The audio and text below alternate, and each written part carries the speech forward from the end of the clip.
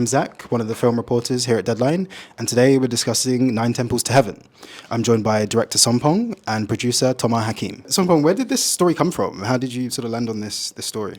Yeah, the story comes from my own journey with my family to temple trips. Yeah, so I grew up with quite a religious family.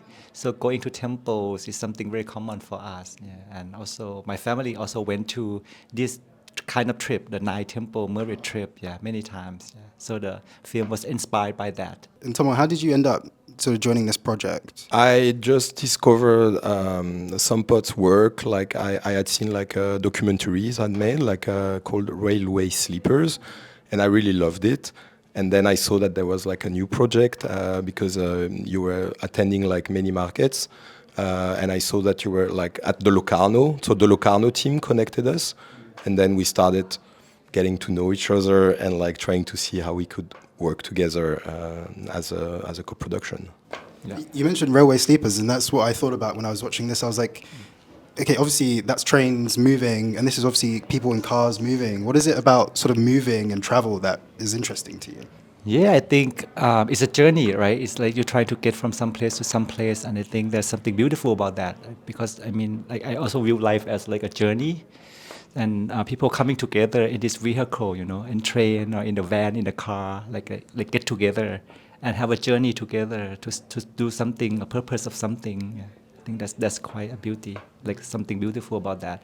And of course, the journey as a cinematic way to glide you through many sceneries, you know, and that can be something very nice visually too. Yeah. When people sort of look at the synopsis for this, they might think it's sort of like a really earnest, serious film, but I thought it was absolutely hilarious. I think there's really, really funny moments in it. There's such great humor. And I wondered if you could talk a little bit about how you shaped that humor in such a probing film, you know, that sort of dark humor, but that also sort of lifts the spirits a bit. Yeah, because I think humor is just part of life. Yeah, I remember when I travel with my family, there will be someone in the family members who would crack jokes, you know, or whenever there are tensions within the family, there will be someone who try to break the tension with humor. So I think it is something that you encounter in everyday life, and also humor is just part of life. And I think in the film I try to capture that, like both maybe the darker side, you know, the tenderness, the humor, the laughter, the tears, you know. So that's the way it is. When I was watching the film, in my head, I couldn't picture you on set sort of framing up and saying, okay, action, because it moves with such a rhythm that feels sort of natural. So I wondered if you could explain how you work with your actors on set. Well, I'm not the one saying action. It's my assistant director who said that. But I think it's more like conversation. So when I work with actors, I of course firstly I try to cast the people who almost feels like their own role, you know, so they don't have to act. They can be themselves. But even that, because they are non-professional actors, just being themselves on set is very hard, you know, can be, because some people will be very self-conscious in front of camera, and there's lights everywhere like this, you know. So you can become like quite uncomfortable. So my job is to make them all feel very comfortable, and they know that they will never make any mistakes. Like we can try again if, you know, I want to change something. Yeah. So it's more like I let them be, and I pick and choose, and I give them adjustment here and there. Yeah. So it's more like we try things together, and they can just be, they can move whatever they want, how to move. They can speak in the rhythm that they want to say, you know. And if I want to adjust something, then I tell them later, gently. Yeah, let's try this, and how about this, and how about that? Yeah. Toma, a two-part question.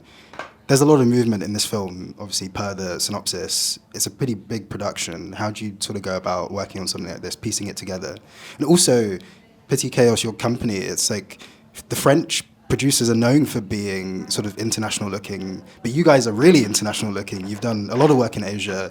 You've done work in the States. Obviously, your work with Payal. So I wondered, is that sort of all by coincidence, or is this something that is like an active thing that you and your producing partner Julien are sort of working on? I mean, for the first part of your question, so we are only minority co-producers here. So like the big work and the big like putting together all these pieces, because at the end there are like eight countries co-producing the film, was made by Kissada Kamyoung and Apichatpong Weerasethakul, who are like the main Thai producers. So we were happy to be like a small piece of the puzzle, and also to try maybe to bring what we learned on All We Imagine As Like to what is like also like a big co-production. But they knew that already because Singapore was already on board. But the idea was to be sure that we communicate enough, that we know that this big co-production can also bring a lot of constraint. And the idea was to have the communication enough, and also to be sure to know where are the limits, where do we push the limits, where we don't, so that we preserve like Sompot's integrities of work. Petit Chaos, your company, is working on a lot of international productions. Is this by chance or, sort of? I think it has to do with our taste in cinema, which of course I think also my generation has like, I've been starting to like films for all over the world. And I think, I started to like films, and I think because also in France we have the possibility to work in our own territory, but also outside. It's like a field of play, can you say that? Like, that is like really infinite. And I think at the end, it's our taste. It does seem like what's happening in Asia, Southeast Asia, is really exciting in terms of cinema. And we are ending up like working with a lot of directors from this region. But there is not a strategy thinking like, oh, we need to find them. We just watch a lot of films. And when there is something that we connect with, and people that we connect with too, because it's super important, then we try to go for it. Sompot, again, when I was watching the film, I was like, this is beautiful, and this is something that people are saying about the work, and they've said about your previous work. It's like literally how you frame up is beautiful. But it's not just like beauty to just be beautiful. It's probing also. So I wondered, how do you sort of work about composing images that say things, but also... Yeah, I guess it's a lot of observation and really like spend time and paying attention. Yeah, of course, in this film in particular, because it's fiction, then before we start shooting, we have a lot of rehearsals with actors, because they're not professional actors. Some of them never act ever. Some have minor roles in short films, music video, or series. So first of all, we have to get them together to make them feel like a family.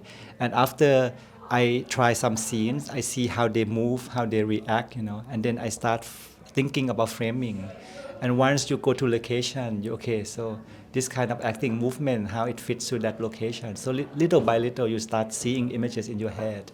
But of course, during the actual shooting, I need to have some room for improvisation as well. Yeah, so I think it's little by little that you kind of starting to create the film. Yeah. Wonderful. Thanks for joining us. Thank you.